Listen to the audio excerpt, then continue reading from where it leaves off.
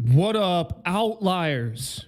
Welcome to episode 1. We are getting back to the Outlier Options Trading Basics series. This is designed to move us through a set curriculum, building off of what we've learned previously in the prior series about the very, very basics of options trading. So, the goal for this video is I want to start by recapping some of the, more generalized basic elements of options that I imagine most of you at this point should be familiar with.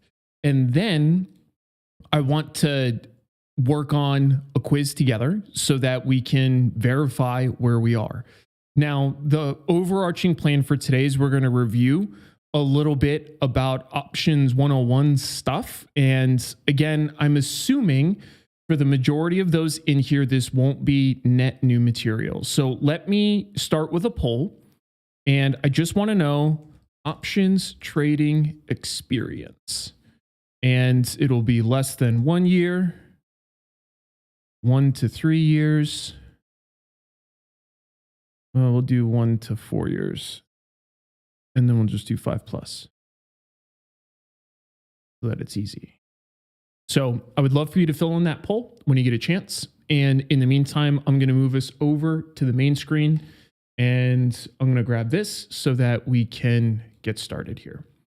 So today you can see we're going to talk about who is in the stock market, what a stock market does, some very basics about compound interest. Again, this is to level set. Now, unlike the prior Options 101 videos that we've done together, I'm not going to spend a lot of time lingering on any of these points. I'm going to move through them pretty quickly.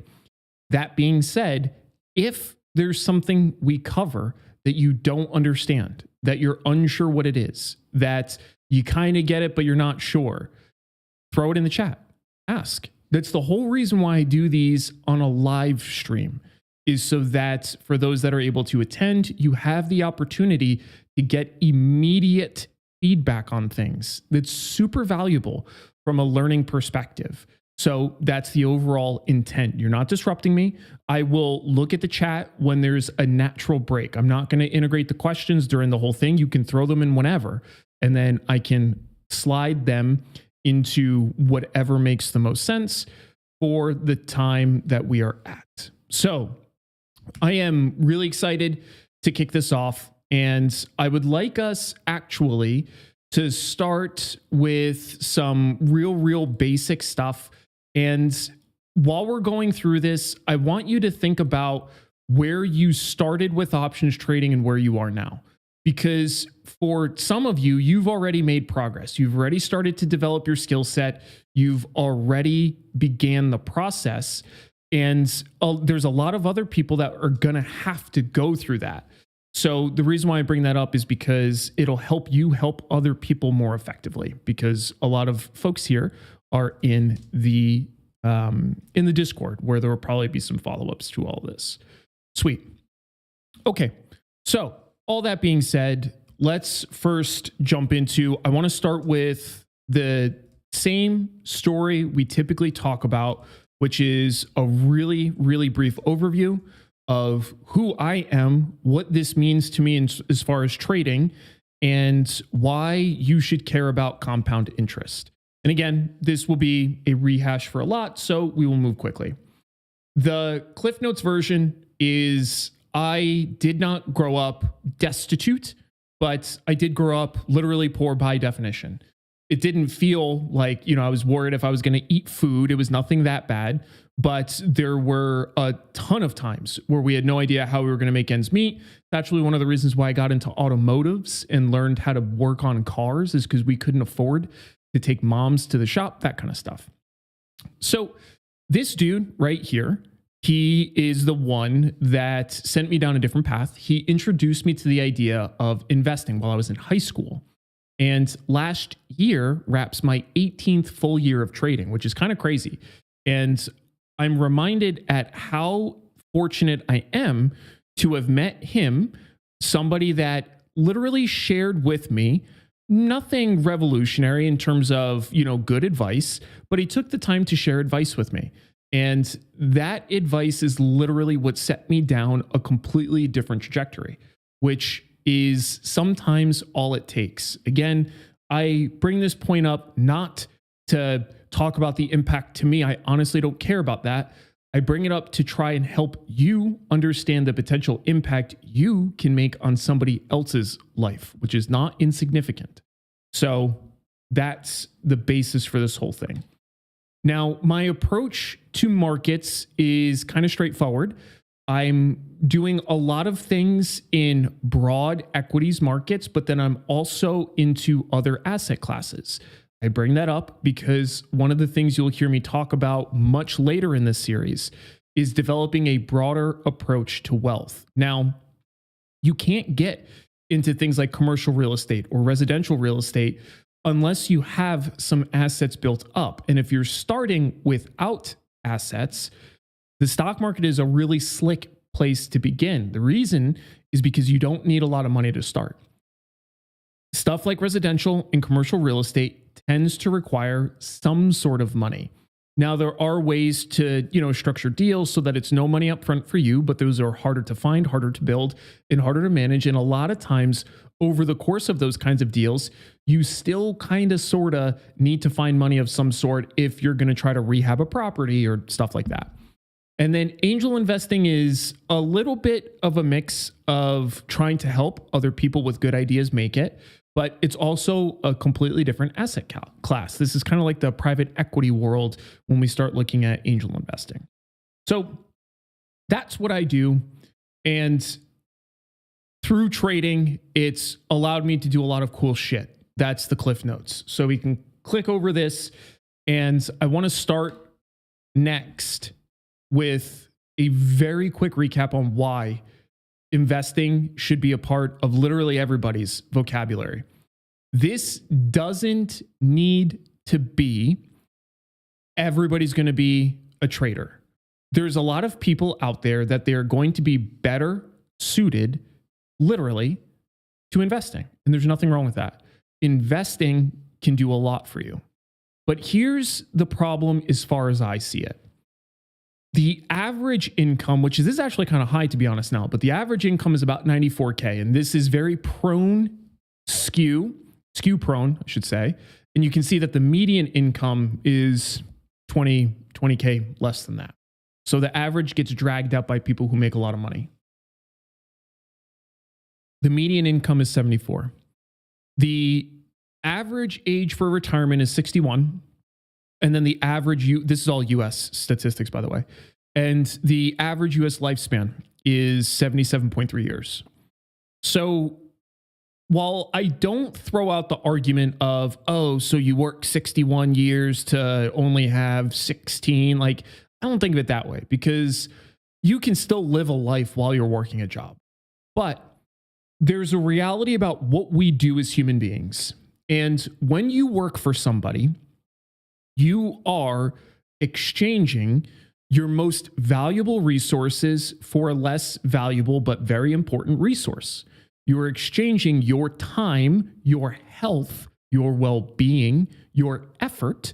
That's what you are providing, your expertise, and you are receiving money for that. Then you can go do things with the money. So there's an exchange going on. And my argument for everybody to get involved in investing is not to not work.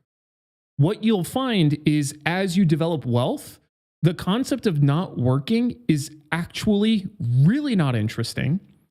And it's also tremendously unfulfilling.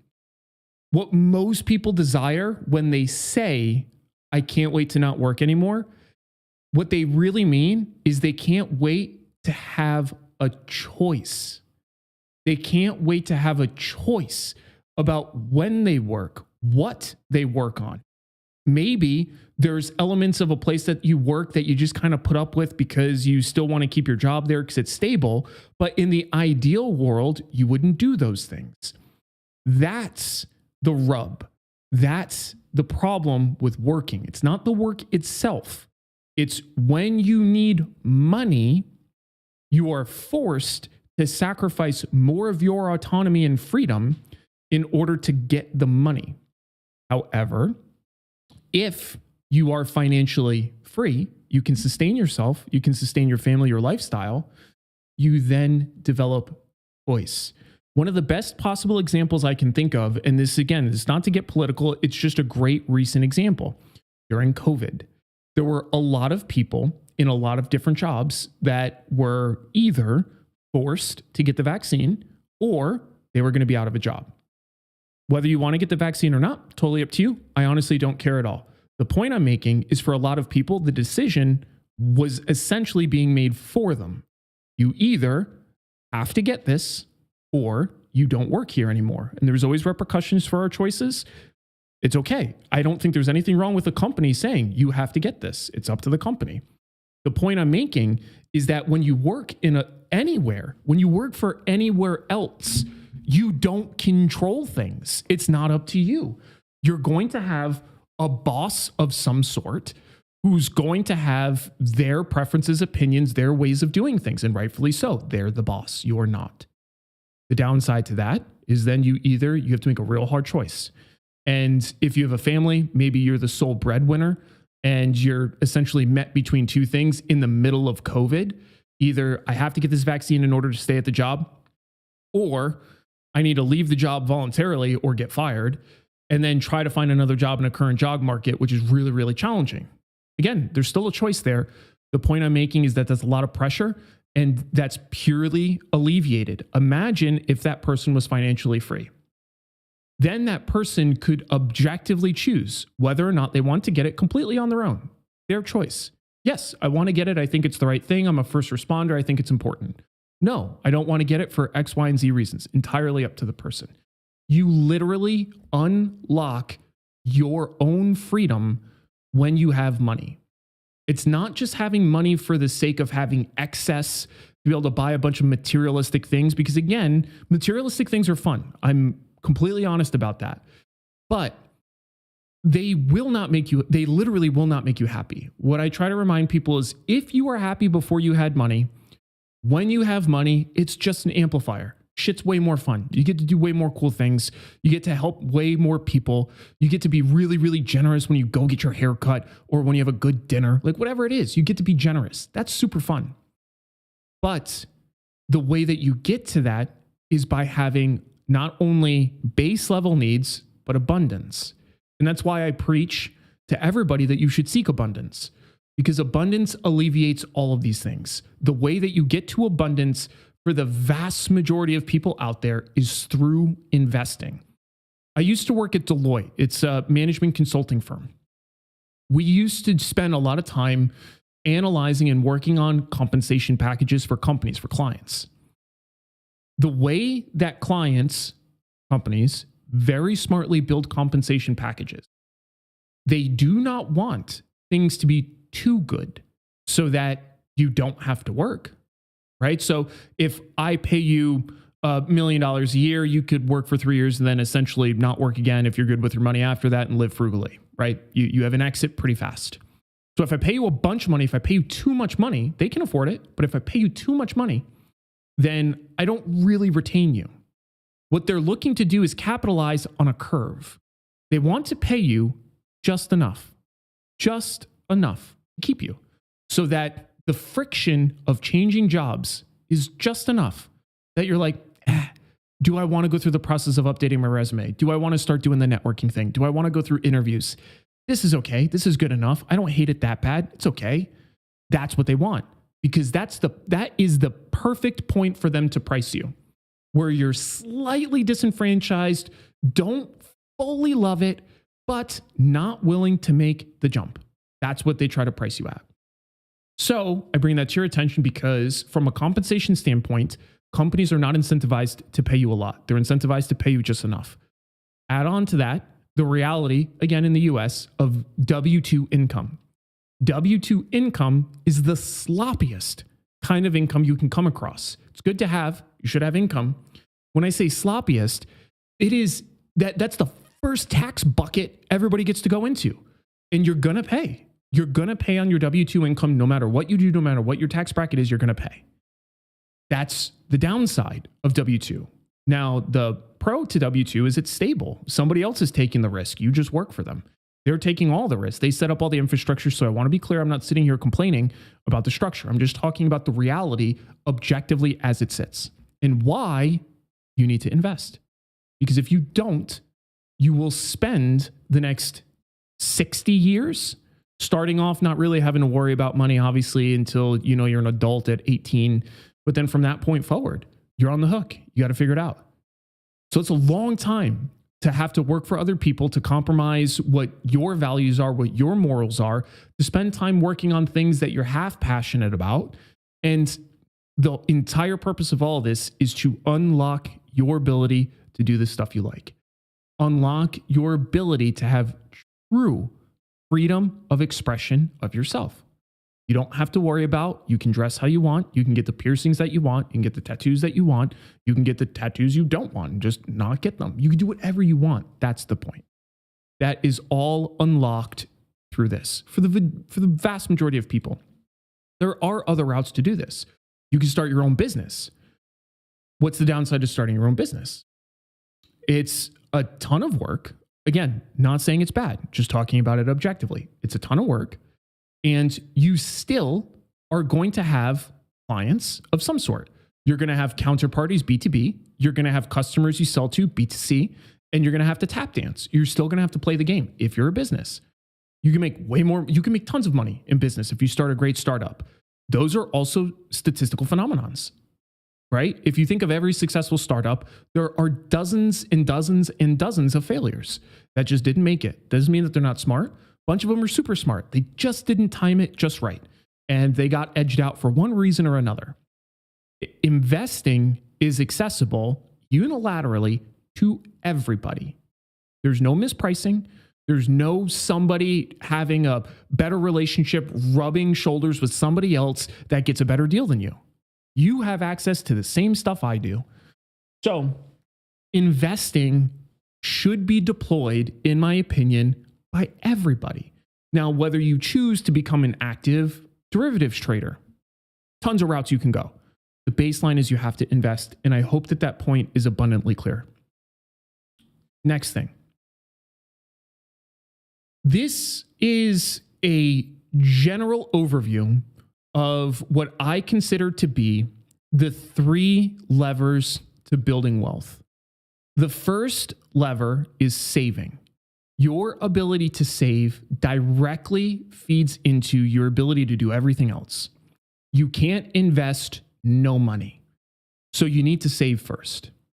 Now, that being said, you cannot save your way to wealth. If I work a standard job, like I showed you here, that's my median income. You add taxes on top of that, you add cost of living expenses and things like that. That's not a whole lot left over. Don't know what it is. It kind of depends on where you are, but it's not a whole lot left over that you have disposable income on a monthly basis. If you save that residual disposable income for the rest of the remaining time you possibly can, this won't get you to wealthy. It simply will not get you to wealthy. Now, let's take a look at a couple examples of this to hopefully help drive this point home and then to introduce the concept of compound interest. This is a calculator from my website. Everybody has access to it. It's for free. Go over here to resources, compound interest calculator. Let's say that you're starting with $0. Let's say that you're starting with $1. You got, I guess minimum's $100 on this calculator. So you got $100. And let's say, I don't know what the minimum return is. Can you do 0% return? Great. So you start with $100 and let's say that you have $500 disposable income on a monthly basis, which is probably on the high side for some people. Let's do that over 30 years. You have no, I'm just kidding. You have $180,000 at the end of your 30 years. This is the process of trying to save your way to wealth. I'm going to be a good saver. I'm going to save as much of my income as I can. It's on average $500. If I do that for 30 years, I essentially have absolutely nothing to show for it. That's the reality here. So this is why we need to invest. investing is when we turn this zero into a number. It can be the standard market return of 8-ish%. If I do a standard market return of 8-ish%, starting at $100, saving $500 a month for 30 years, rather than $180,000, I now have $680,000. This still isn't anything necessarily to write home about, but I think we can all agree it is light years better off than $180,000. It's just, again, an objective fact. So we need to save. That creates the basis for investing. Then we need to actually invest the money that we're saving. Then the third step is to grow your income. And you have more choices at that now than ever before. There's all sorts of digital manners that you can look to expand your income. The reason why we need to expand our income is because you can only cut so many costs. You can only cut so many things before you get down to bare bones what you need to live. You can only cut so much. You still need a place to sleep. You still need a way to get to your job if your job is in a physical location that you have to commute to. You'll need food to eat, that kind of stuff. You can only cut so much. So you have to find ways to grow your income. And some people will say, well, that's hard. Welcome to life. Life is not easy. And if you want to achieve outlier performance, which is not this, you're gonna have to do some different shit. Because this is what most people do. And if you don't want what most people do to happen to you, you have to do something else. It's literally that simple. So this is the approach that I think is accessible to everybody. So I think you understand the general point on why we need to invest, on why compound interest is so powerful, why this is something that is worth your time in spades. Now we can start talking about some more options specific stuff. So if you have any questions on that, feel free to start throwing those into the chat. I'm happy to dive into anything specific to any of this. I don't think there's anything new here, to be honest. My guess is for the vast majority of people, this is rehashing stuff that we generally already know, which is great. That's the idea. And what I would like to do now is run through some very basic option stuff and then run through a quiz at the end of this. So we'll skip through some of this stuff. And this talks a little bit about the difference between investing, trading, and gambling. And this is a conversation that you'll come across for lots of people that are, honestly, it's pretty pedantic, but I throw it in here for general understanding. Investing is simply typically longer term in nature. Trading is simply shorter term in nature. And gambling is two different things. Technically speaking, gambling in terms of a definition absolutely is trading and investing. When we're putting up money with the expectation of some sort of return, that is gambling. That applies to both of these. Now, there's the common parlance use that's a little bit different. And the main difference from gambling compared to something like trading or investing is that in common parlance, we would associate gambling more so with entertainment or something that has binary end outcomes. A little bit different than what you'll find in non-discrete outcome style markets. So the discussion between is trading gambling, is investing gambling, from a pure definition standpoint, they're mirror images of one another. It's essentially the same concept. But the way that we use the terms, very, very different. So just something to be generally aware of. Doesn't really mean anything. This is my approach to trading. We skip over this. And this stuff we'll talk about a little bit later. We're going to get into now quick overview of the markets. So the reason why I do this is so that we understand where things are, how things fit, what we do, who's playing the game with us, those kinds of things. So you can see there are a group of participants and their different nomenclature, their names. So the sell side are typically liquidity providers of some sort. So those will be exchanges, market makers, brokers, IB, stuff like that. Buy side, generally asset managers, us on the retail side. This is in generality. You can absolutely find retail that is on the sell side. It's just not our primary bread and butter. The way to think about buy side, sell side is who's providing liquidity, who's consuming liquidity. That's kind of the idea.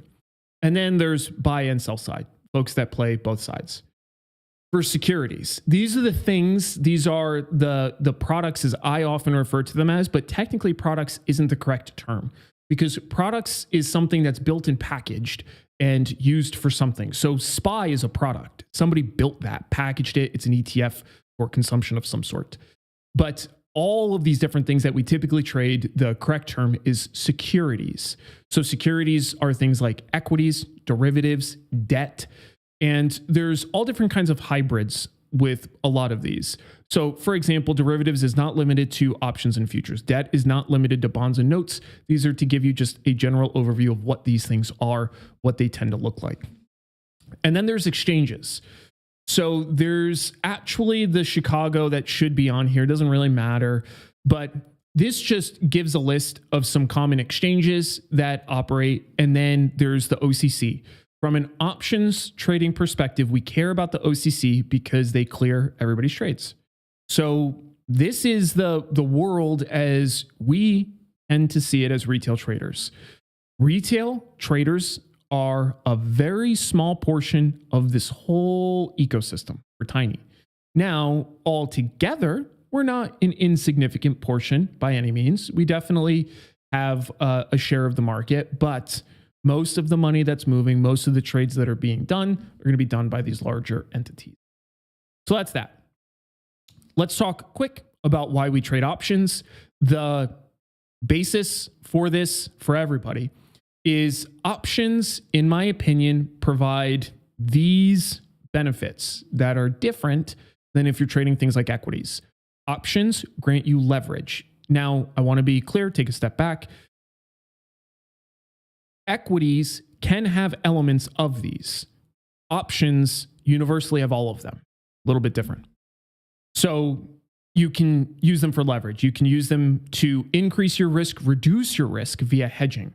You can trade literally all market directions with options. You cannot do that with equities. If a market is trending sideways in a really tight range bound style movement, there's no stock trading strategy that you can use to monetize that. That's not the case with options. You absolutely can. You have direct access to volatility as a standalone asset class. Big deal. You also can access things like structural alpha. Structural alpha is sources of baked in inherent edge that we can find throughout the marketplace. A great example of this is variance risk premiums. We know that puts tend to be priced more expensively than calls. That's generally the case, especially for index options. We know this because index options are often used by large institutions to hedge their total risk. So for somebody to step in front and to sell that risk, somebody needs to offer that risk out. The people that choose to offer that risk know that we're stepping in front of a moving train. Sooner or later, it's going to hit us. So we need to make enough money in the aggregate so that when it eventually hits us, we can still survive and still continue to do business. So there's a premium associated with that kind of thing. The other really cool thing about options is you can both trade them directly for income or use them to enhance a standard equity holding, which is really, really neat. So what I mean by that is if we want to trade them directly for income, I can have either certain strategies that are really based not on massive price appreciation, but collecting money up front and then simply churning on those. Or I can use a standard stock holding position that I might have built already, that I want to have, that I want to maintain for a long-term investment, but I can trade options around it to generate some income. The beauty of that is, conversely to options, unless it pays a dividend and the dividend is enough, you have to start unwinding some of the stock position. That kind of sucks if you want to keep the stock position. Options, you can keep your stock position and you can generate income off of it. Pretty slick stuff. This walks through Outlier strategy process, Outlier trade process. We're not going to get into those today. Those will be in the future. This is an overview of derivatives, specifically options. We're not going to go through this whole thing. Again, this is all rehashed stuff. I have a 101 video that goes into all of it. I just want you to have this for your reference. You could take a look through it, see if anything in here sticks out to you. The Cliff Notes version of this, options are derivatives. That means that their value is derived from something else. So when people are talking about options leading the markets and stuff like that, there's some efficacy behind it. However, not total efficacy, because you need an underlying asset to price a derivative off of. So there can be relationships, but they're still tied to an underlying asset. There are two parties to every single option: buyer, seller. Buyer has the right to do something. Seller has an obligation. That's why we collect money up front. Think of it if you're selling something on Facebook Marketplace. If I'm selling something, I have an obligation to deliver the thing I'm selling. I'm going to get money for it. Same thing in options. Now, options have a few key components as outlined here. And this just gives you a quick way to understand how the value of options change based on whether or not they are a call or a put. Those are the two kinds of options that we deal with primarily. Calls appreciate in value as the underlying goes up. Puts appreciate in value as the underlying goes down. We can buy or sell either of them to open a trade. Basics, basics, basics. There are a bunch of different theoretical pricing models that we can use for options, and it's actually really, really good to tinker with them, get familiar with them. The punchline is options for the vast majority of retail traders, they're going to be priced through market consensus. They're going to be priced through market makers. And these are going to be entities that are going to value what they think the option should be traded at. They're going to offer a quote, bid and offer to buy or sell, depending on the ticker, depending on their book, but most of them will offer both sides.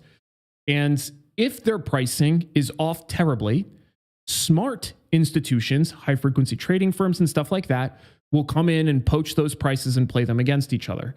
So there's literally baked in incentives for them to price correctly. Now, there's a lot of different games that they can play. There's a lot of spoofing, layering, all those kinds of things, but that gets into much more advanced market mechanics. In a nutshell, they're incentivized to price generally correctly. They're obviously going to price in a little bit of an edge for themselves. That's how they make their money, but it's going to be priced generally correctly. But you can tinker with all different kinds of pricing models. You can look at Black-Scholes-Merton. That's kind of the standard options pricing model that we use, binomial trees, and so on and so forth. The main thing you have to know about an options pricing model is that all of the inputs except one are known. We have all these different inputs. We need to know what the underlying price is trading at. We need to know the type of option, whether it's a call or put. We need to know the strike price, DTE, risk-free rate, dividend yield. All of that is known. All of that is known. The one thing that is unknown is this one in yellow, volatility. This is where money is made in forecasting price with respect to options. For people that say options are overpriced, underpriced, this is what they're referring to. They're simply saying volatility is overpriced, volatility is underpriced, because that's the only unknown variable when we're looking at an options price. Options trade in contracts or lots And generally they represent 100 shares. There are minis. I don't really see minis around that much anymore, but minis used to be a tenth the size, but I don't really see them anymore. I think the liquidity in them just was not good. There are two primary classes of options. There's more than this, there's Bermudian options and stuff like that. But the two primary ones that we operate with are American and European. This differentiates only by the settlement potential for the options. So American options can be exercised or assigned at any time, whenever you feel like it. Whether it makes sense, whether it doesn't make sense, doesn't matter. European options can only be exercised at expiration. Very, very important note, because the way that you price those options is different, because early exercise is a risk. So there's a different pricing approach when you calculate things like early assignment and bake that into the model. There are a few primary ways we can close a position. We simply do the inverse of what we did when we opened it. This is the most common.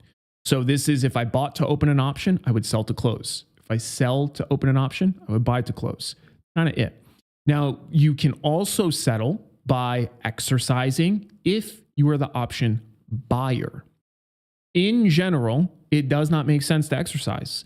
The reason why it doesn't make sense to exercise is because you forego the remaining extrinsic value that you can otherwise capture if you sell the option.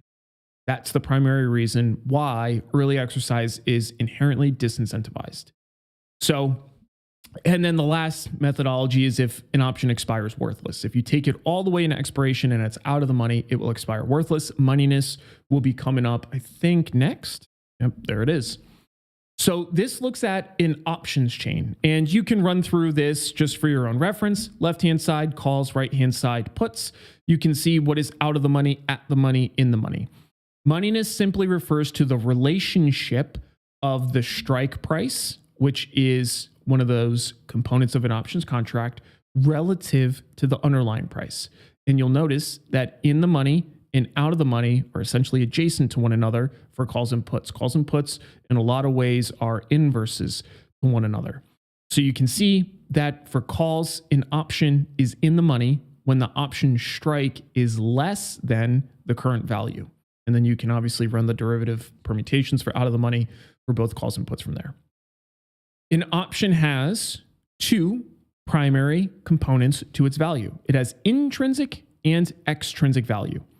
Extrinsic value has two primary inputs. It is time value and volatility. So when we think about extrinsic value, you can see this option here back on, 4 June 2024. It had 7 days to go. So that option is going to have a certain amount of time value because there's 7 days to go. That time value is going to be different than the one that has 6 days to go, different than the one that has 5 days to go, and so on and so forth. Volatility is the expected move of something. How much do we think something is going to move? That matters a lot, because if I'm building a contract and I think something might move around a ton, I'm going to price it differently than if I think it's going to move very little. So that's an options chain overview. Volatility.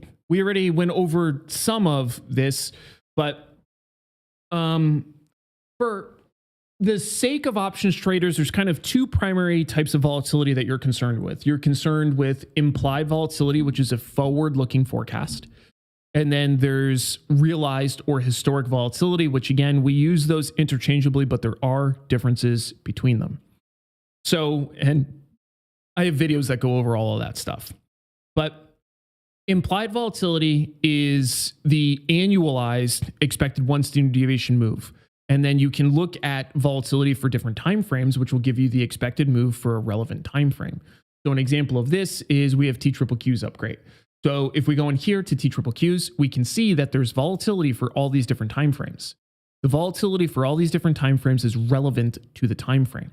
So then instead of annualizing it across a year, it's essentially trying to say over this 43-day time span, how much do I think the underlying is going to move? That's the general approach that it's trying to take there.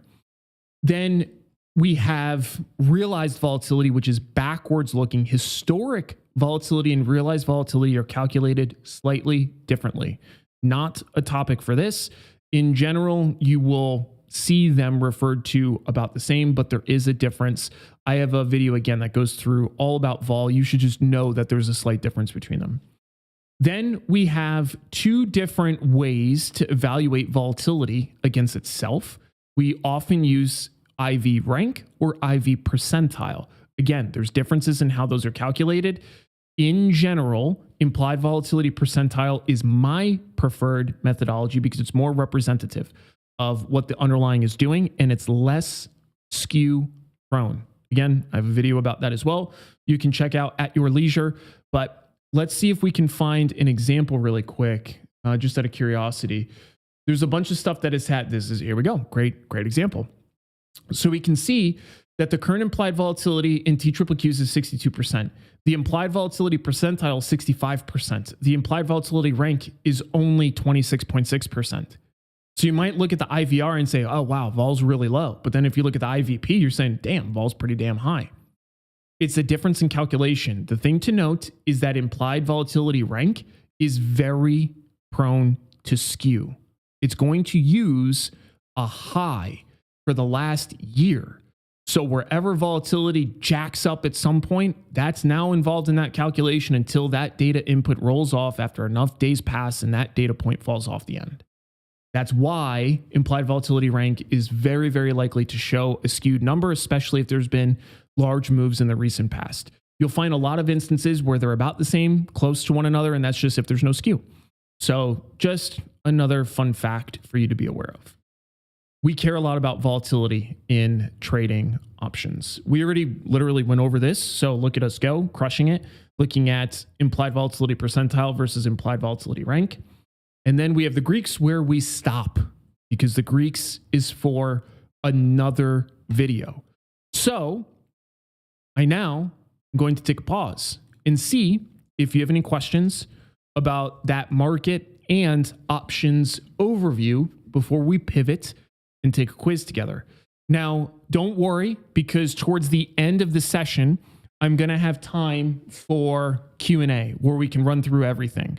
I mostly just want to see if anything that we talked about was like, whoa, what was that? Don't understand that concept. That's what this time's for. Otherwise, we'll keep it pushing and then we'll turn over to the quiz.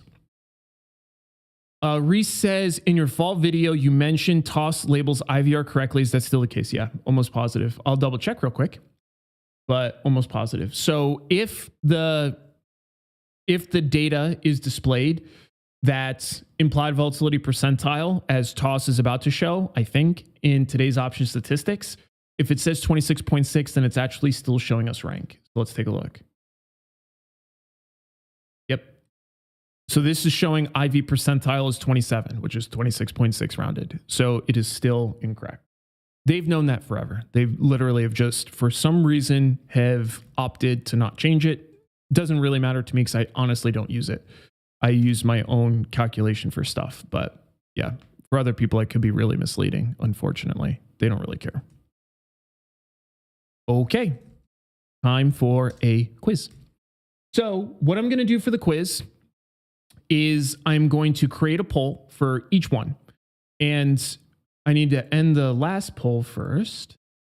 And I need to create a poll for you. And then you can simply read the question and vote. One note that I ask, honestly, I don't even care, is I think it would be better if you do not read, look it up, try to Google it, something like that. But this is a little tricky because of the text limit. Give me one sec. It'll take me a second to do these. Mostly just because of there's a text limit. But it'll be all right. What I'll do is I'll prep the other ones so that they'll go a little quicker. And I think we can only do 4 options, which is good. Cool. All right. So the first question is about to come out. Start your engines. Get ready. And go. First question is live. So what I'm looking for here is what is the primary function of an exchange? And the reason why you need to know this is because this feeds back into understanding the ecosystem that we are a part of and what we're doing here.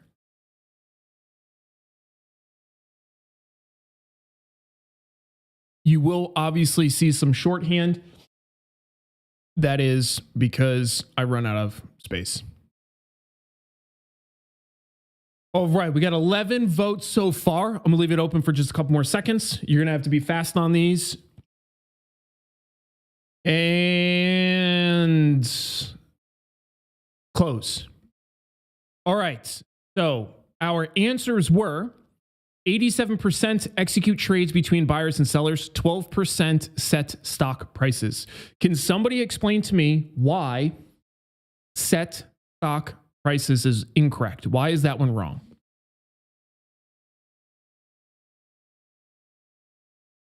One of you will know the answer to that. And while you're doing that, guess what? Since your boy is a ninja, I'm literally going to start prepping the next one so that we about to be fast out here.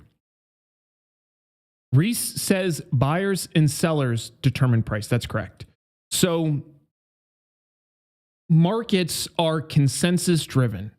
If I am a market participant and I see something priced in some type of way, and I think it's valued richly or too cheaply, I would make a trade based on that. So the reason why exchanges don't set prices is because a big part of what markets do is facilitate price discovery, which is exactly what this is. So whoever answered set stock prices, totally cool. This is, you're taking a guess and that's fine. I just want to make sure that you're comfortable. So if you understand what we just explained, beautiful. No need to chime in if you don't want to. But if that doesn't make sense, I would love to hear from you and understand why it doesn't make sense to you. And in the meantime, next question coming directly at your face. Boom, next poll's up. Which participant acts as a liquidity provider in the market? Super easy. These are from ChatGPT. So these should be pretty easy.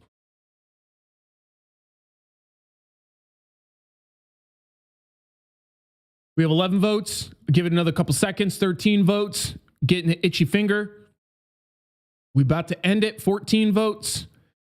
And 15 votes, 16 votes. Okay, and done.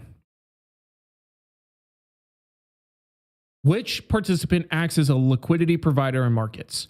We have market makers, retail investors, brokers.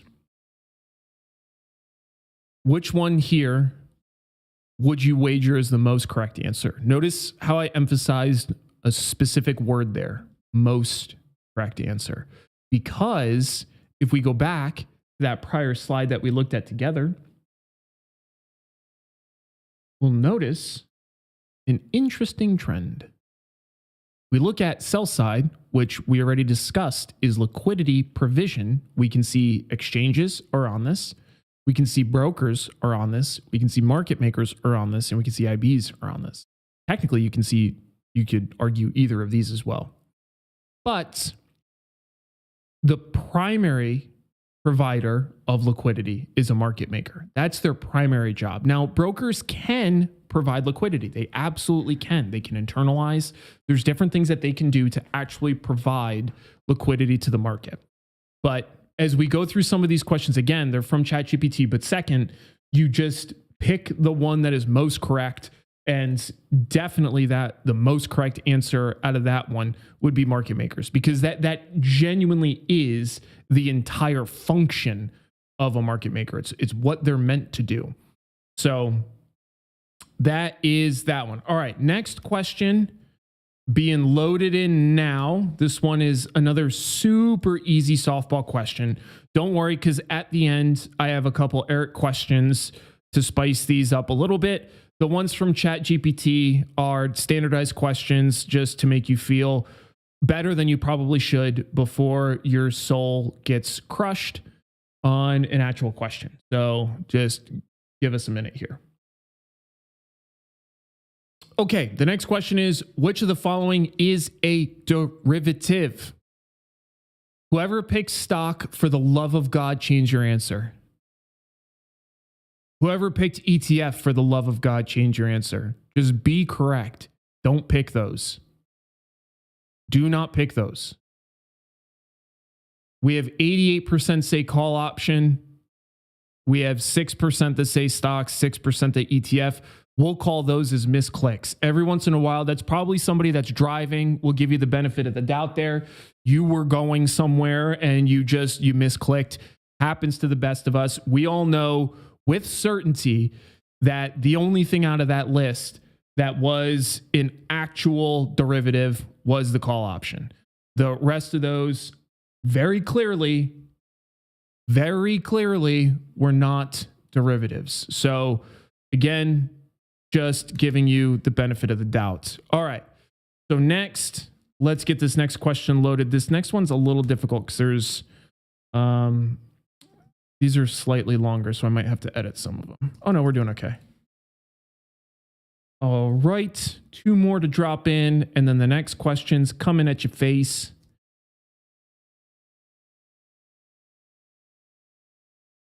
Okay. And this one.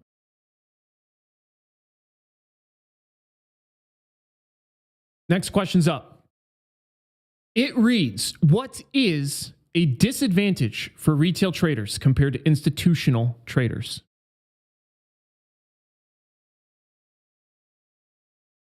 Let's see what you guys think.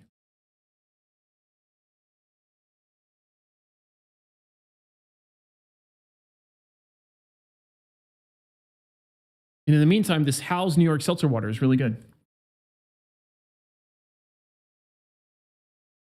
Big fan. All right, how many do we got? 14 votes. That's about right. End poll. And let's see our responses. It was 16 votes total. 43% say higher transaction costs. 25% say none of the above. Access to real-time data is 18%. And then access or ability to trade pre-market. So this one's a shotgun blast. This one got you all twisted.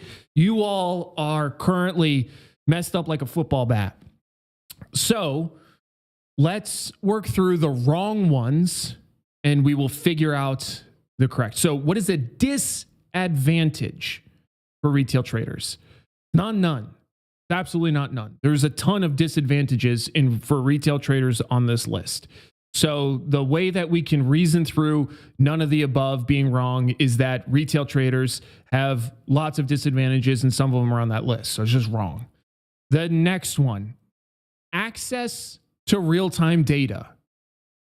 Real-time data is accessible to retail traders. You absolutely have access to that.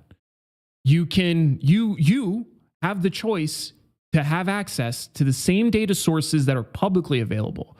Now, there's non-public available information, a little bit different. So, in terms of real-time data, you have access to it. That does not mean that you have the fastest or optimal access to data. For that, you do not. But you do have access to real-time data. You literally can buy a Bloomberg terminal if you want. You can have RTT real-time data feeds that provide the same news articles, that provide the same announcements that everybody else gets. What you're not going to have are the relationships where a buddy will call you and say, yo, this is about to happen. Unfortunately, that's literally illegal. That's insider information. So that does not fit into the mold of available data because it ain't right.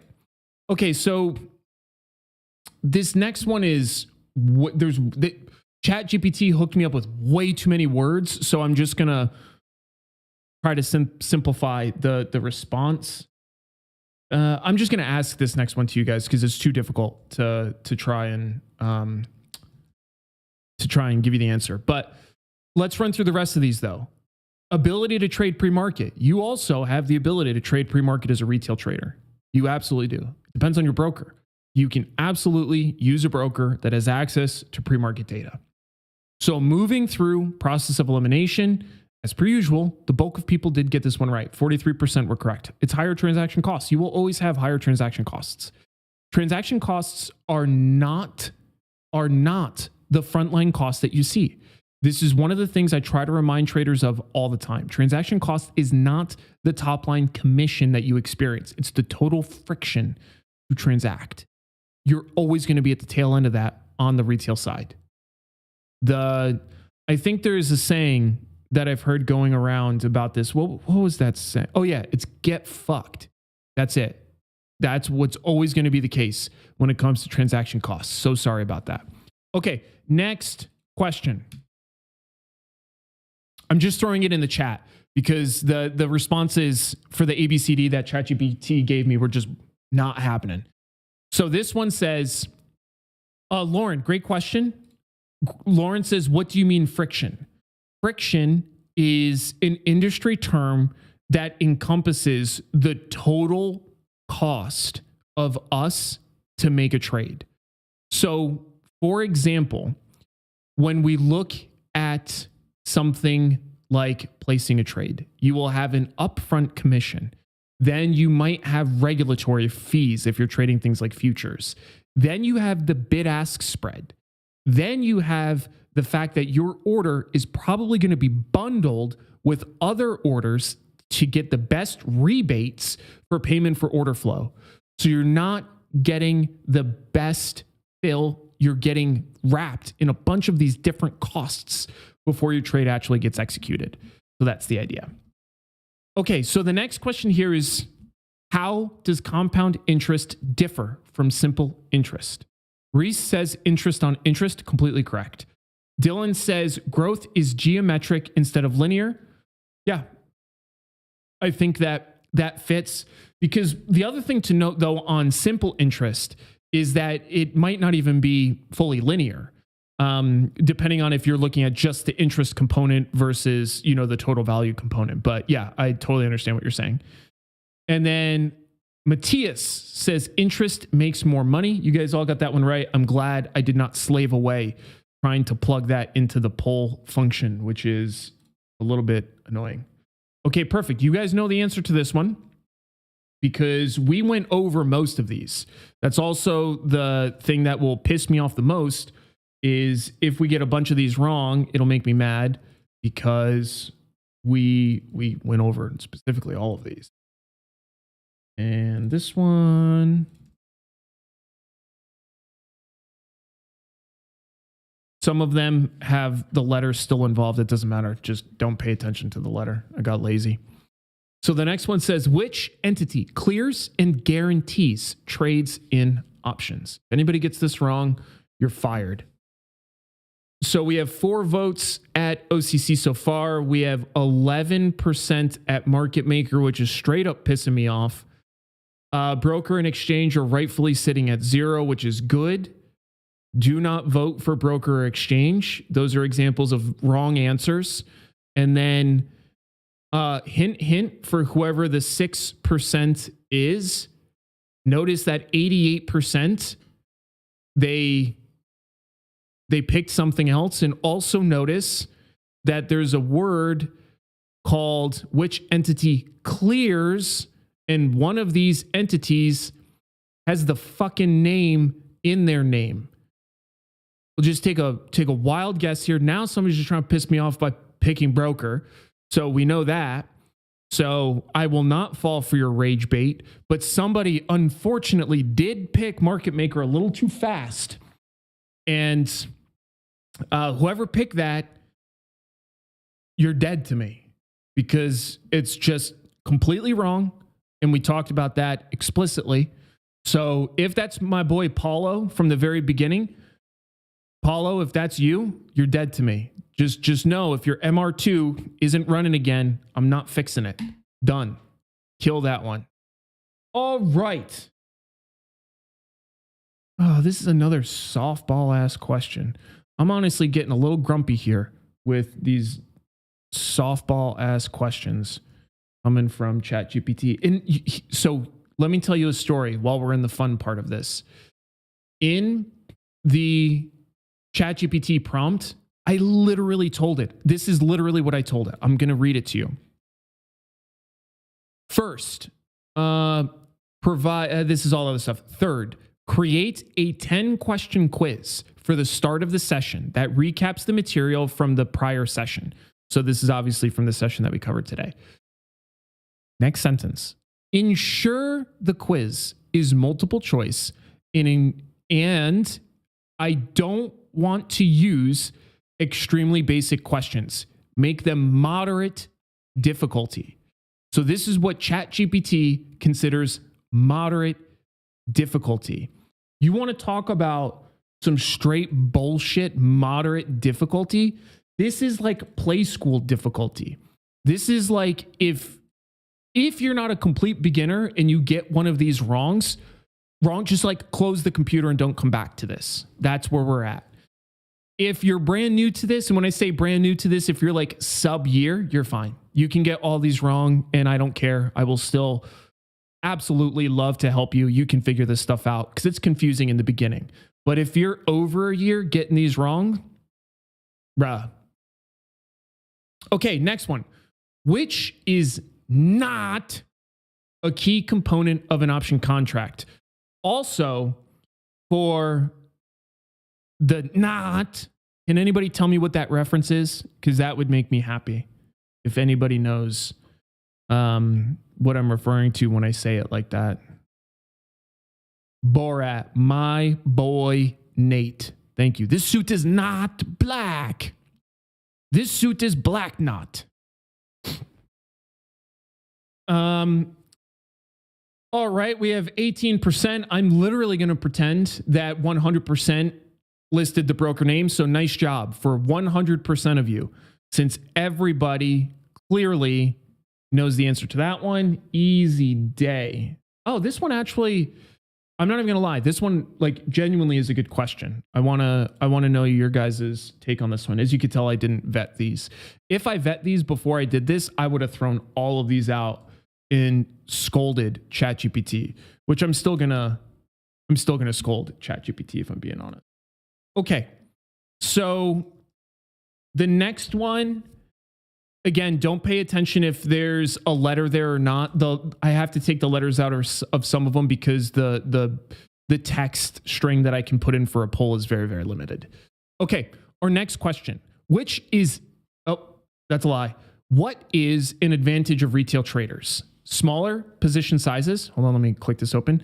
Access to leverage, high frequency trading capabilities, government subsidies.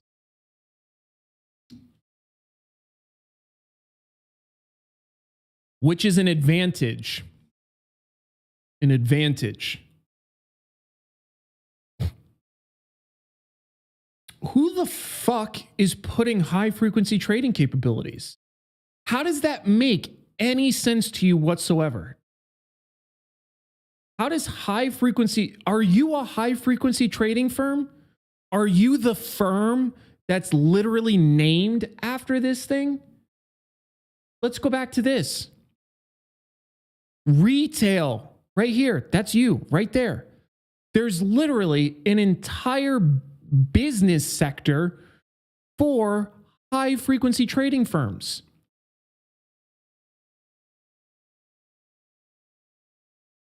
Government subsidies is actually an interesting one. I'm not going to lie.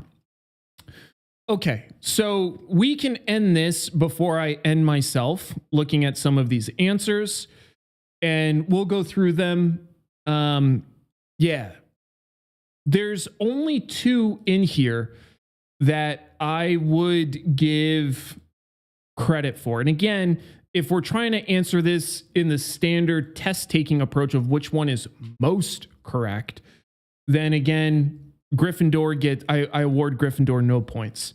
So the question was, what is an advantage of retail traders? Smaller position sizes, high frequency trading capabilities, access to leverage, or government subsidies. Let's go through the wrong ones first. I already think high frequency trading capabilities, that's point has already been made. Access to leverage. So whoever thinks it was access to leverage, let's think back to 2008. Who caused the crisis in 2008? Was it retail traders who were disgustingly over levered in subprime mortgages that they were bundling together into mortgage-backed securities and trading them amongst one another like an incestuous pool? Was it retail who caused that?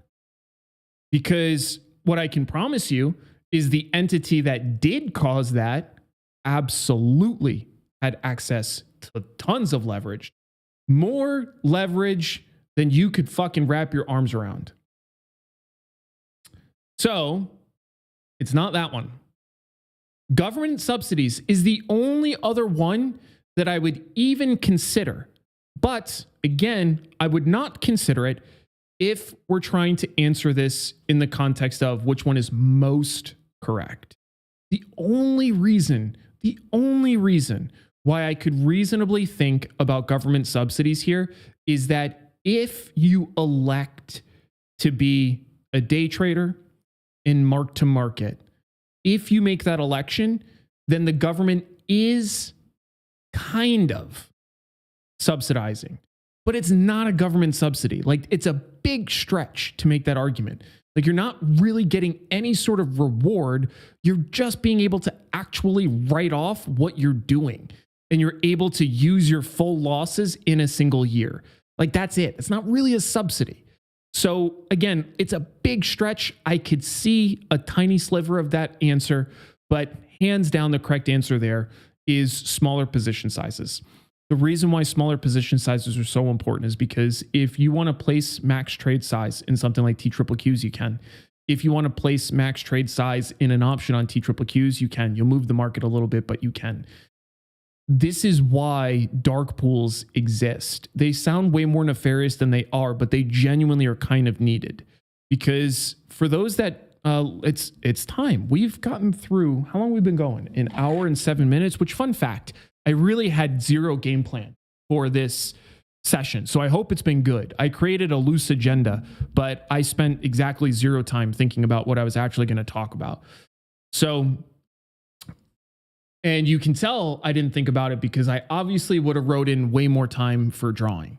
So let's talk about institution here. I'm actually going to make the whole thing blurry. I don't know if this is going to screw up the vision for you guys at all, but I think it might be useful. Hold on. There's one of these is it?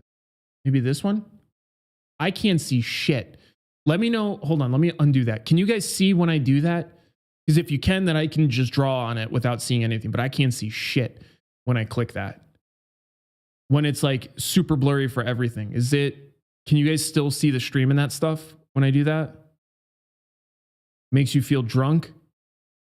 Okay, then I'm not trying to cause a relapse. We'll just switch over and we'll go into our handy dandy workbook. This one. And we'll go to a scratch tab. Okay. Get rid of this. This scratch tab is just starting to turn into nonsense. Literally nonsense. I don't even know what it is. Clear formatting. Okay. So now let's draw. Instead of let's dance, whatever that dancing meme was, let's dance. Like, fuck that. Let's draw. Okay. So here we have a institution.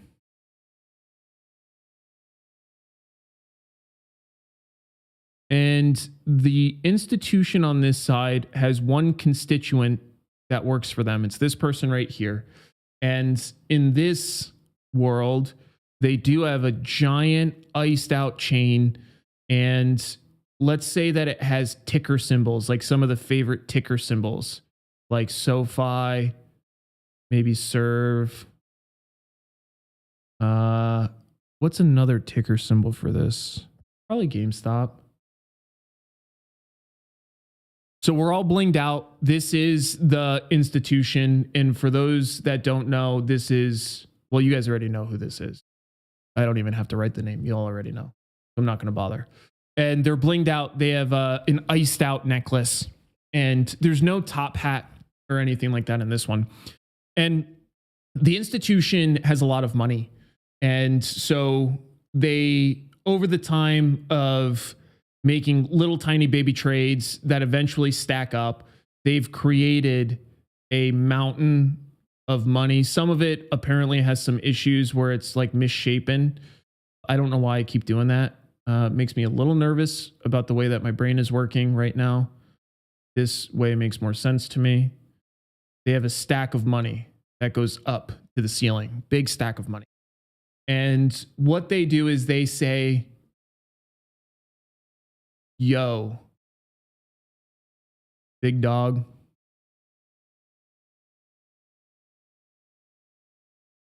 I'm gonna buy some SoFi. And actually hold that shit. So this is just a direct quote from Lauren. I've heard her mention this a couple times. So Lauren says, yo, big dog, I'm gonna buy some SoFi and actually hold that shit. And that's the game plan. But Lauren, in this instance, has lots and lots of money. So Lauren is the broker, says, hello, ma'am. How much SoFi, please? Right. So this is the broker. And the broker is probably like a fat, misshapen. That's not the head, by the way. That's the body, like this fat. Except that's wrong. That's wrong. Because their fat would be like the droopy, disgusting fat, like this, like the cellulite laden fat. It's not like the construction worker fat that just has like a really rotund stomach. Not like that fat. This is like and they have like little tiny arms, like a little fucking critter. So the broker says, hello, ma'am, how much SoFi, please? Right? Because they're all proper and lame. So then Lauren comes back and hits them. And they're like, big pimpin'.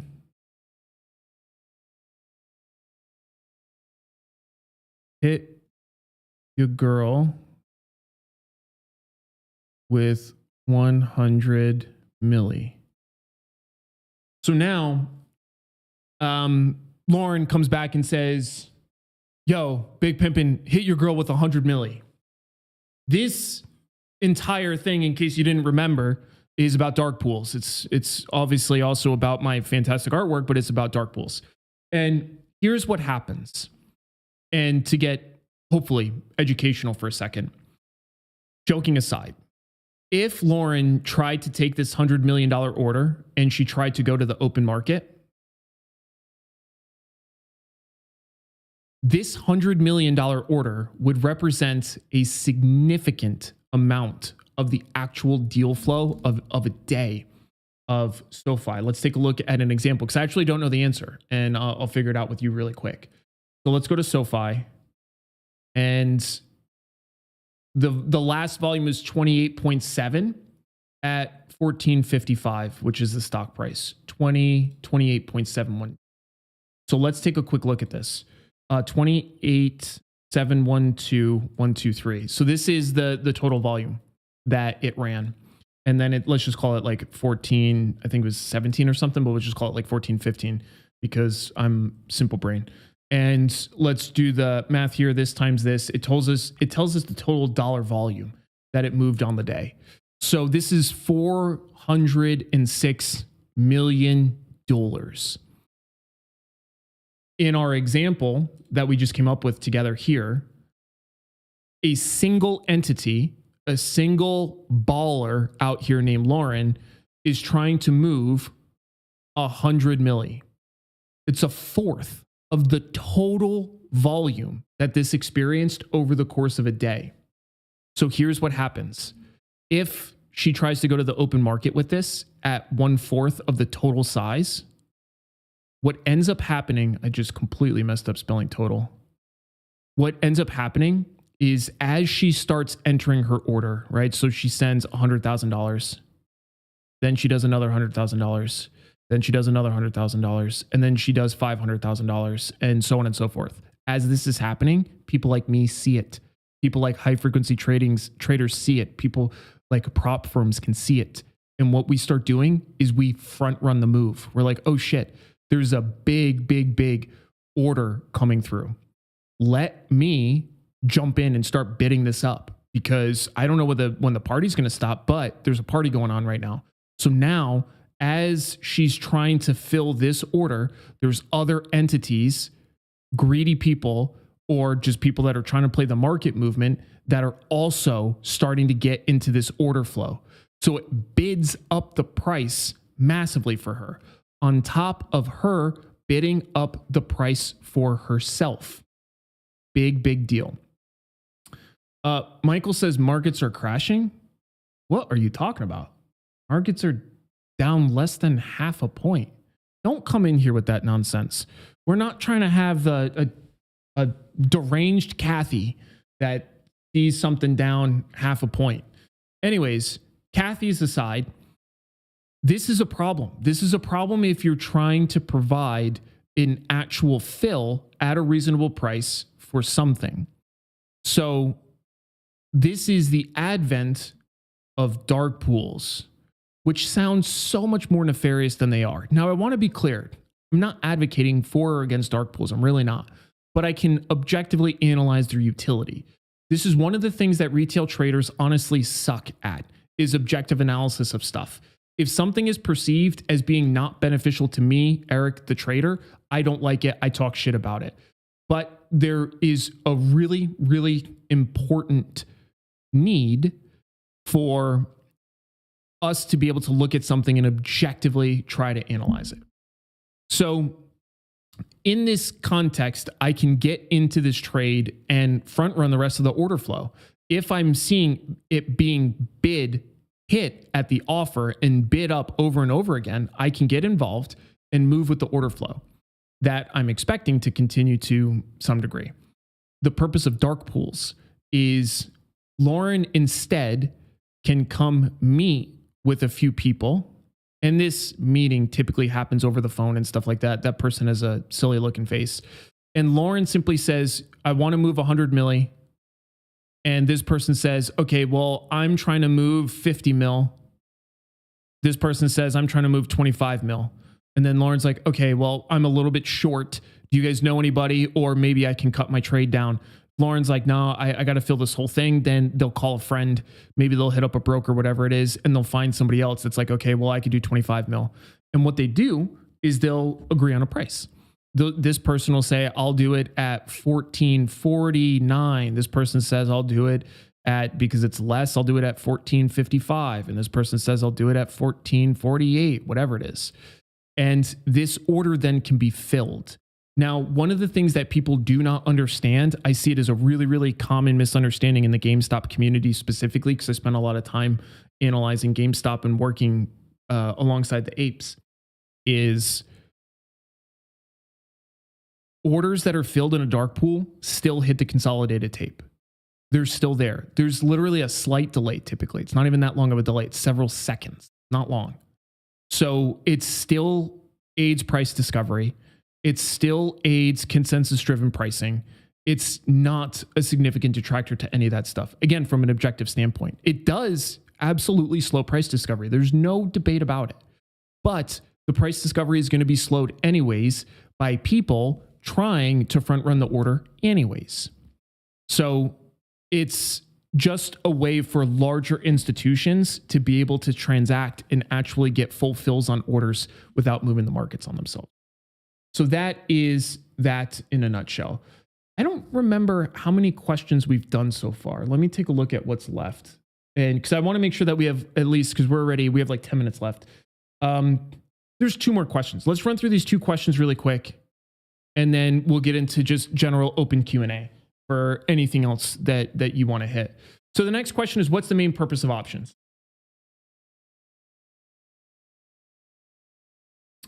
We have speculation, hedging and leverage, earning dividends, and none of the above. All right. We have 9 votes. That's plenty, especially because we already had some people going off the beaten path. And hedging and leverage, then none of the above. So for somebody that answered hedging and leverage, why would you disprove, or how would you disprove the answer of none of the above? And then this next one is actually kind of interesting, to be honest, because we didn't talk about this yet, but ChatGPT probably went through my deck because I uploaded it. So it's grabbing this from a little bit later. And I still think it's a completely fine question. So I'm going to ask this one. But I want to get an answer to the last one. So for somebody that answered hedging and leverage, how would you explain that none of the above is wrong? Because obviously none of the above is wrong. And while you're explaining that, I'm gonna hit up the old chat, and I'm going to see if Mel has any dinner preferences, because you guys, you have no idea what I did to Thor.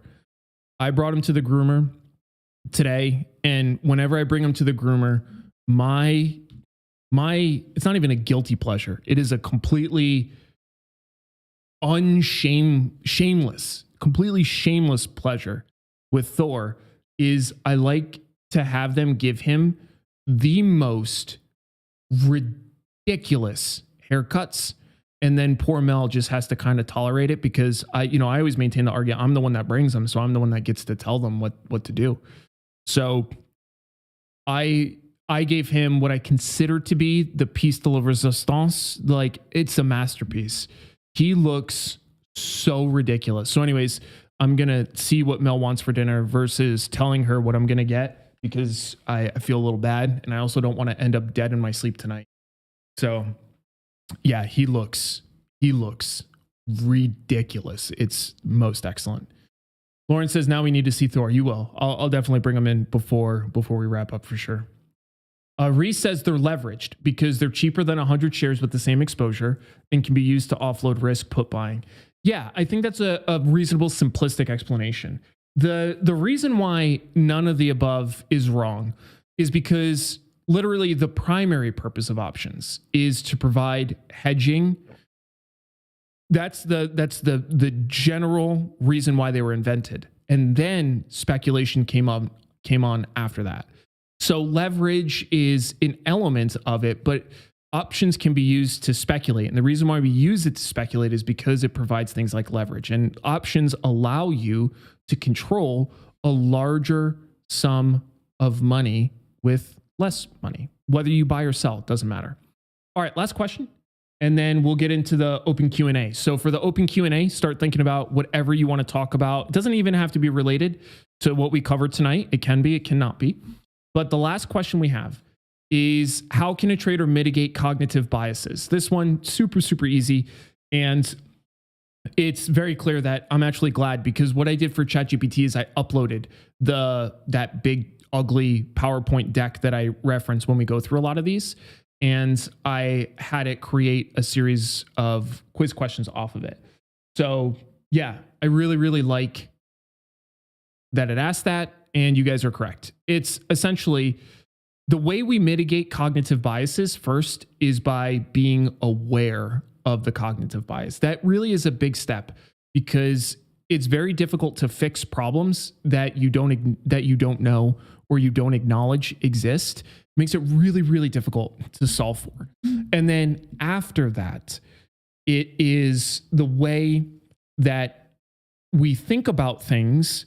We understand our natural human innate biases. And beyond that, we can control for it. The way we can control for it is then by identifying what it is. So yeah, overall, I hope that the quiz was good for you. Before we get into the open Q&A, I do have a couple questions for you. The first question I have is, how was the first session? Did the material make sense? Did we move at the correct pace? Was it the right kind of stuff? Again, this one's more so designed for a recap.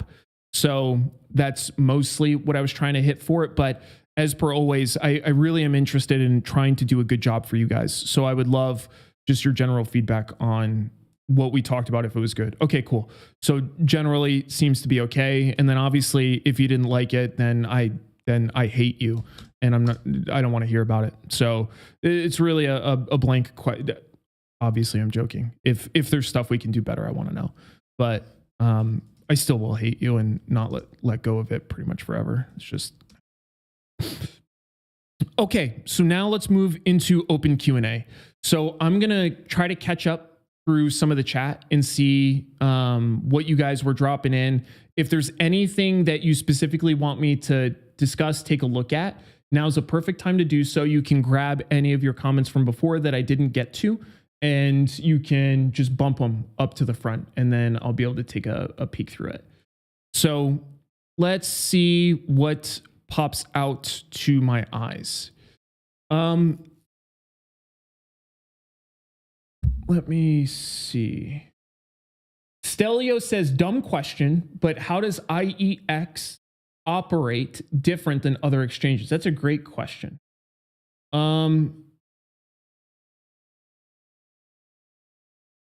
Mark says they hit the other exchanges at the same time to prevent front running. Read Flash Boys. Yeah. So, I mean, they do a lot more than that though. So what they do is they use a specific delay. They call it, if I'm not mistaken, a speed bump. And the whole purpose of a speed bump is to slow down the ability for high frequency traders to interact. So a big goal for something like IEX is to neutralize some of the methodologies of high frequency traders, but they don't use any rebates. They really focus on best execution. They're way more transparent.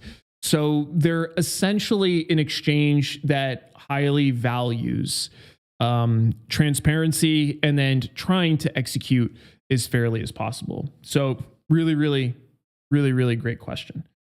James says, when someone says something has an IV of XYZ, does that always have an expiration attached to it by default? Negative. That's a great question.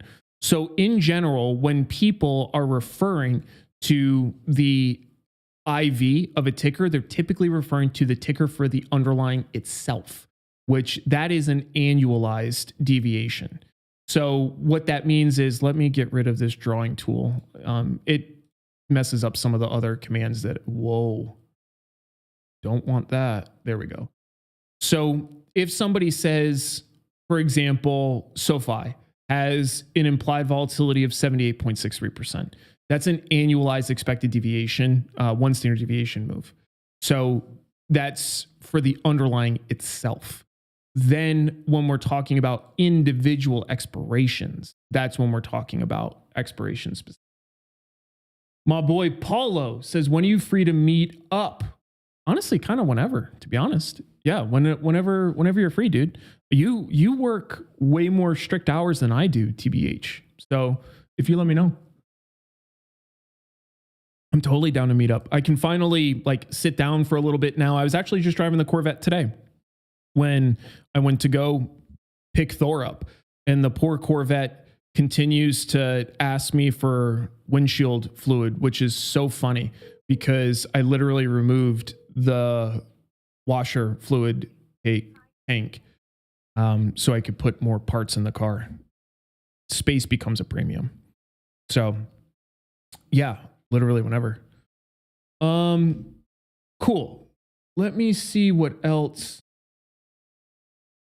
Mark says, never heard front running used in that context. Have you read Flash Boys? Yeah, definitely. So Flash Boys also is a little bit of a older extraction of high frequency trading. But yeah, I think that's a great foundational book. But front running is a really flexible concept that genuinely applies to a ton of things, because the concept of front running is just where we, for whatever reason, are able to navigate in front of something before a move then happens.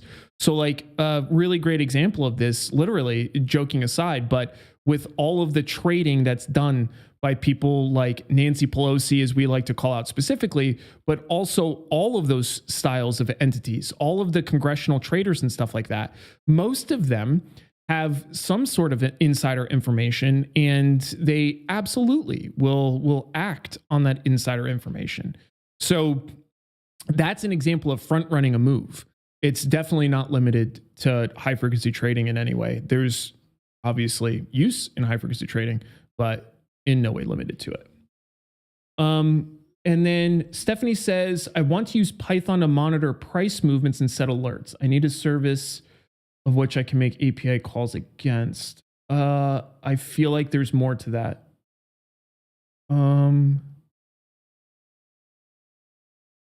Stephanie, if you repost your question, I just didn't see the whole series of questions, like the basis of it. So I need the rest of the context. Mark says it's how Cohen made his billions and why IEX exists, is why is Citadel worth their microwave front running other hedges. Is that how Cohen made his billions? I actually didn't know that. I thought he made it through like his PetSmart or whatever the company he ran. Let's see. How did Cohen make his money? He began his career working as a trader for Gruntle & Co., which I know that. He had substantial returns for the investors, for himself. Mark says not Ryan. Oh, okay. Sorry. Yeah. It's tricky when there's two Cohens that we refer to. Yeah. Okay. Now I'm following. Yeah. From 0.72. That's completely different. I follow now. Thanks. Yeah. Sorry. I was misunderstanding. I'm so used to referring to RC at this point. Cool. All right. So now let's talk about your homework. So what time is it? It's 1:35:00. We have homework. What I'm doing for this is, you guys know, for the live streams, I'm actually opening up a text doc so that I can take really loose timestamps for people when they want to rewatch things. I'm not like doing each item or anything like that, but yeah, I'm trying to make it easier for you guys to rewatch through stuff. So let's take a look at our homework. Again, this is generated from ChatGPT, so I'm going to see if I like it or not, or if we need to modify it. So this is, it's too long to post in once, which is kind of annoying. So this is the first part. That's the second part. So let's see. Research and list the top 5 options exchanges globally, noting their unique features. I like that. Identify 3 advantages and disadvantages retail traders face against institutional participants. I like that as well. Calculate compound interest on a hypothetical $10,000 portfolio with 10% annual return over 10, 20, 30 years, with and without additional $1,000 per month saved. Yeah, I love that one. And this one I actually added. I remember this one. This with and without an additional $1,000 saved. So I love that. Yeah, that's solid homework. For the compound interest thing, you guys already know you can use the website that has that built for you. And those others I actually think are pretty decent. So we will review those at the beginning of the next session. And then we will explore the next series of stuff. What is the next series of stuff that we have? Let's take a look. So for those that are curious what the next series is going to be for the next episode, we have, I guess we kind of already went over most of this. So I'm going to change these. This one, I think we're going to do, this one, we're going to change this. We're going to do option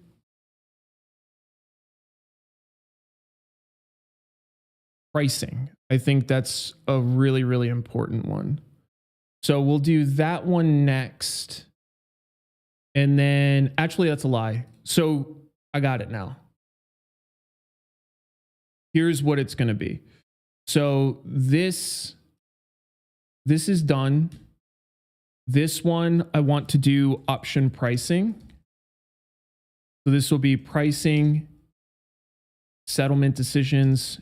So settlement decisions explicitly, I want to walk us through when and why we close options. So when and why we close option. When, why, and how.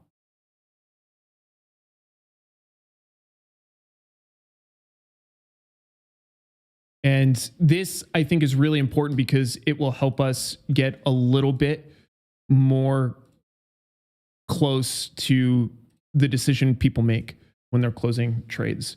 Then I'm actually going to move this up because I think I want to make sure that you all are starting this process as soon as humanly possible. Then we will talk about the Greeks. This makes sense here to me. This kind of analysis. This all makes sense to me. I think all of this stays in the correct order. And then we have a couple flex sessions. The purpose of the flex sessions is I'm literally going to use those to help us get a little dialed in on anything that is of particular interest to us. So that's why you see that here. And it'll probably be built up realistically as we move through this. I don't expect those flex sessions to remain there, but I like to have a couple things built for us in the beginning and then leave a little room for us to explore a little bit, because based on how the group works, the overall level understanding of things, that'll help me a lot. And I actually have one follow-on poll for you guys, because I started with how many have been trading for less than a year, and it was a little over than 50%. So if you've been trading for less than 1 year, how long? So let's do less than 3 months. Let's do 3 to 6 months. And we'll do 3 to 5 months. And then we'll do 6 month plus. So this is specifically for the people that have been trading for less than 1 year. For the less than 1 year group, how long in there? And then it looks like we're all caught up on the questions, which is perfect. Cool. Yeah.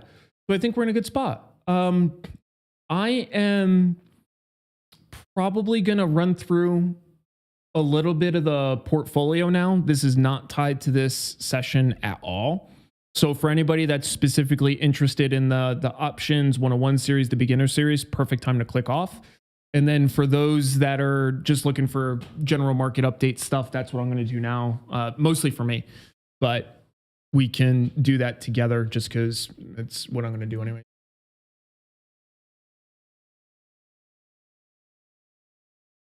It makes no difference to me.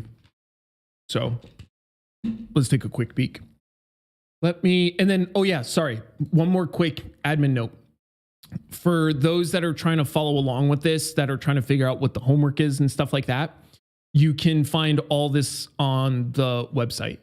So if you go to here, options trading guide, this Excel sheet or Google sheet is starting to become a general resource for everybody. And again, the reason why it looks like this is because I optimized it just for mobile, and I'm not smart enough to figure out how to do the desktop and mobile version. I'm pretty not adept at this.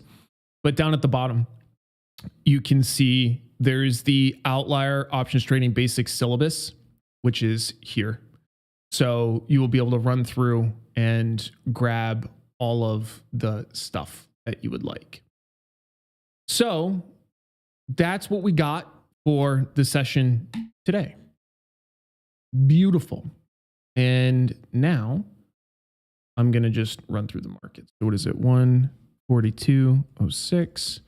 This will be stock market. All right. First, let's see any news.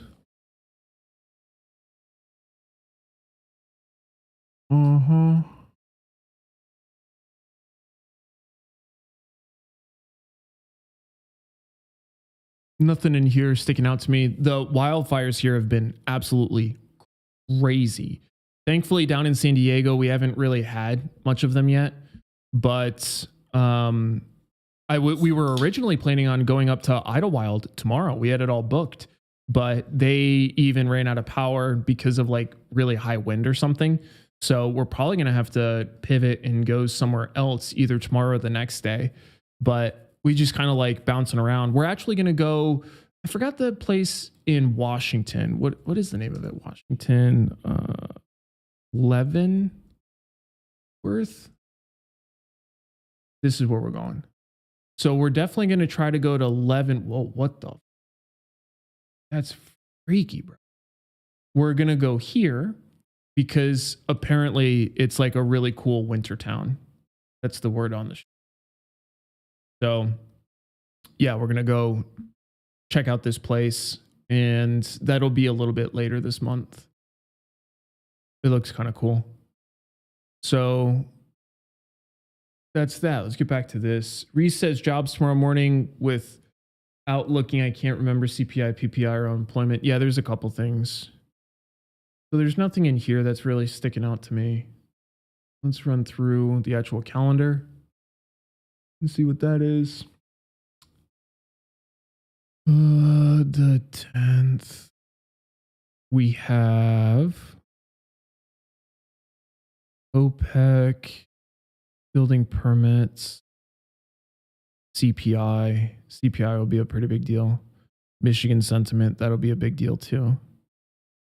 Fed balance sheet. So tomorrow will actually be a little bit busy, I think.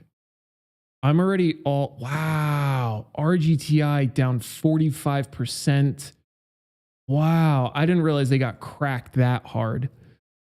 Qubits down 43. IonQ down 39. QBTS down 36. Holy shit. So those ones we're going to need a bunch of alerts on. Let's take a look at the watch list really quick. I want to make sure that all of those are in here. RGTI, that's already in here. QBTS. QBTS, that's already in here. UUBT, that's new add. And then IonQ should be. That's crazy. RGTI.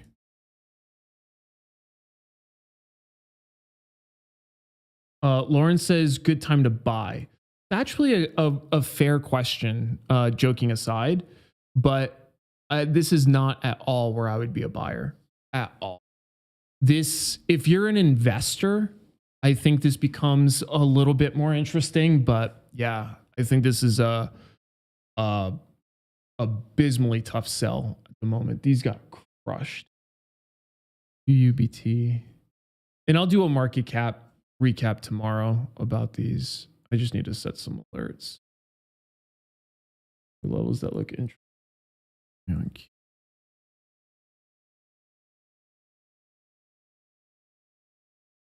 Like this.